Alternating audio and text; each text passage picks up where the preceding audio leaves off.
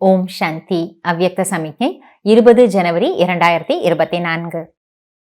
कोई भी आपके समीप संपर्क में आए तो महसूस करें कि ये रूहानी है, अलौकिक है। பாபா சொல்றார், குழந்தைகளே, யாராவது உங்களுடைய நெருக்கமான தொடர்பில் வந்தார்கள் என்றால் இவர்கள் மிகவும் ஆன்மீக உணர்விலே இருக்கிறார்கள், இவர்கள் மிகவும் அலௌகிக தன்மையில் இருக்கிறார்கள் என்று அனுபவம் செய்யட்டும். நம்முடைய நெருக்கமான தொடர்புல வரக்கூடிய ஆத்மாக்கள் எல்லாருமே இவர்கள் ஆன்மீக சக்தி நிறைந்தவர்கள் அல்லது ஆன்மீக தன்மை நிறைந்தவர்கள் அப்படின்னு நம்ம மூலமா அனுபவம் பண்ணணும். अपने पूर्वजपन की स्मृति से सभी आत्माओं की पालना शांति की शक्ति से करो. பாபா சொல்றாரு, நாம நம்முடைய பூர்வஜ் என்ற நிலையில, அதாவது நான் ஆத்மா, பூர்வீகமானவன், மூதாதையன், இந்த நினைவுல இருந்து பார்க்கும் பொழுது கல்ப விருட்சத்துல நாம பூர்வீகமான ஆத்மாக்கள், முதலிலேயே வந்தவர்கள், நமக்கு பின்னால வந்தவர்கள் எல்லாமே நம்முடைய சின்ன சின்ன குழந்தைகள் போல. அதனால இந்த தன்னுடைய பூர்வீக நிலையின் நினைவின் மூலமாக அனைத்து ஆத்மாக்களுக்கும் நீங்கள் அமைதி சக்தியினால் பாலனை செய்யுங்கள் அப்படின்னு பாபா சொல்றாரு. எல்லா ஆத்மாக்களுக்கும் எப்படி நம்ம பாலனை கொடுக்கிறோம்? ஸ்தூலமான பாலனையை கண்டிப்பா நம்ம எல்லா ஆத்மாக்களுக்கும் கொடுக்க முடியாது. நம்ம கூட இருக்கிறவங்களுக்கு தான் நம்ம பாலனை கொடுப்போம். நம்முடைய தொடர்புல வரவங்களுக்கு நம்ம பாலனை கொடுப்போம்.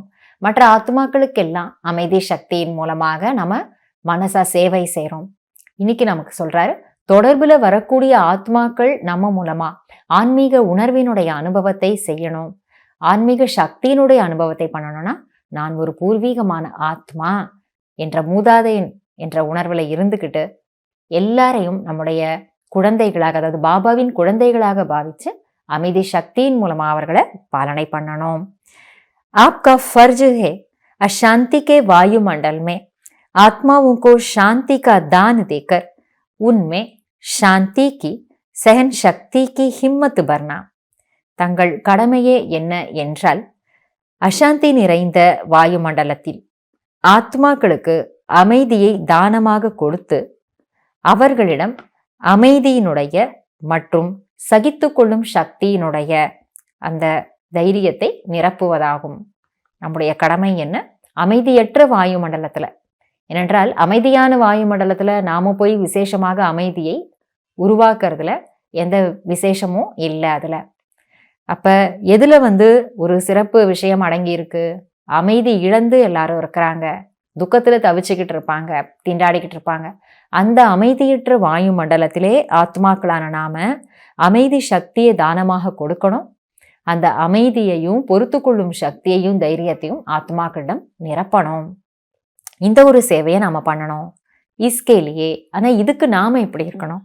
இஸ்கேலியே अपनी वृत्ति द्वारा मनसा शक्ति द्वारा விசேஷ சேவா கரோ. இதற்காக தங்களுடைய உள்ளுணர்வின் மூலமாக, மனசா சக்தியின் மூலமாக விசேஷமாக சேவை செய்யுங்கள். லைட் ஹவுஸ் பன் சர்வகோ சாந்தி கி லைட் தோ.